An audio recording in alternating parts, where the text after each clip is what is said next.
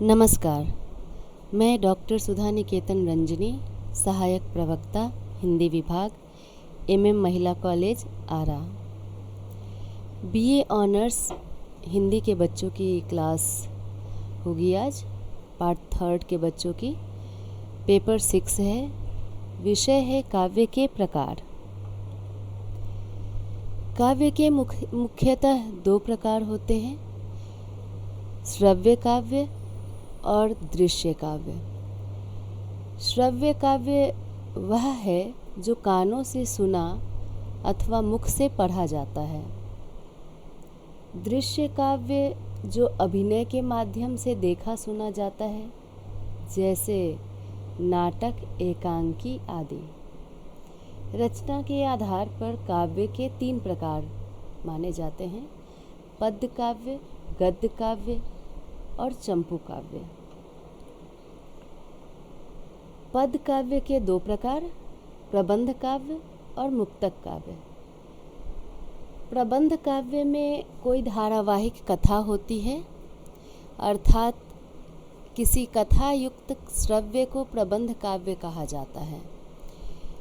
इसमें किसी घटना अथवा क्रिया का वर्णन काव्यात्मक रूप में होता है।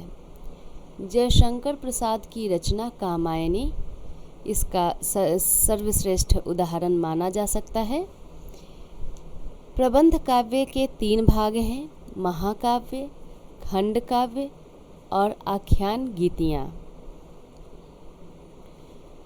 महाकाव्य प्राचीन आचार्यों के अनुसार महाकाव्य में जीवन का व्यापक रूप चित्रित होता है। इसकी कथा इतिहास प्रसिद्ध होती है। इसका नायक उदात्त और महान चरित्र वाला होता है।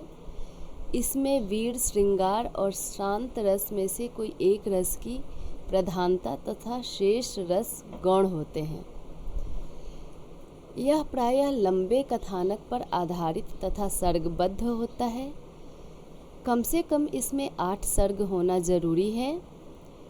महाकाव्य की कथा में धारावाहिकता तथा हृदय को भाव विभोर करने वाले मार्मिक प्रसंग का समावेश भी होना चाहिए। अब आधुनिक युग में महाकाव्य के प्राचीन प्रतिमानों में कुछ परिवर्तन हुए हैं। जैसे इतिहास के स्थान पर मानव जीवन की कोई भी घटना तथा समस्या इसका विषय हो सकती है। महान पुरुष के स्थान पर समाज का कोई भी व्यक्ति इसका नायक हो सकता है, परंतु उस पात्र में लोक आदर्श की क्षमता का होना अनिवार्य है।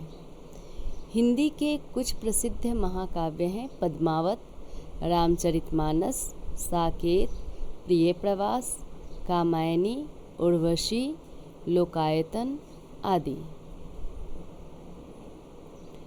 खंड काव्य महाकाव्य की अपेक्षा छोटी रचना होती है, जो कि किसी विशेष लोग के संपूर्ण जीवन में से किसी एक विशेष घटना पर आधारित होती है। खंड काव्य सर्ग और सोपानों में विभाजित नहीं होता है। खंड काव्य का नायक महान चरित्र वाला भी नहीं होना अनिवार्य नहीं है। खंड काव्य में सभी रसों का समावेश होना भी अनिवार्य नहीं है। इसमें छंद और अलंकारों का क्रम निश्चित समावेश भी होना जरूरी नहीं है। हिंदी के कुछ प्रसिद्ध खंड काव्य हैं पंचवटी, जयद्रथ, नहुष, सुदामा चरित्र, पथिक, गंगावतरण, हल्दी घाटी आदि। आख्यान गीतियाँ महाकाव्य और खंड काव्य से भिन्न प्रकार की कहानी होती है। इसमें वीरता, साहस, पराक्रम, बलिदान, प्रेम, करुणा आदि के प्रेरक घटना चित्रों के माध्यम से कथा कही जाती है। इसकी भाषा सरल, स्पष्ट और रोमांचकारी होती है। गीतात्मक और नाटकीयता इसकी विशेषता है। झांसी की रानी, रंग में भंग, विकट भट्ट आदि रचनाएं आख्यान गीतियों के अंतर्गत आती हैं। धन्यवाद।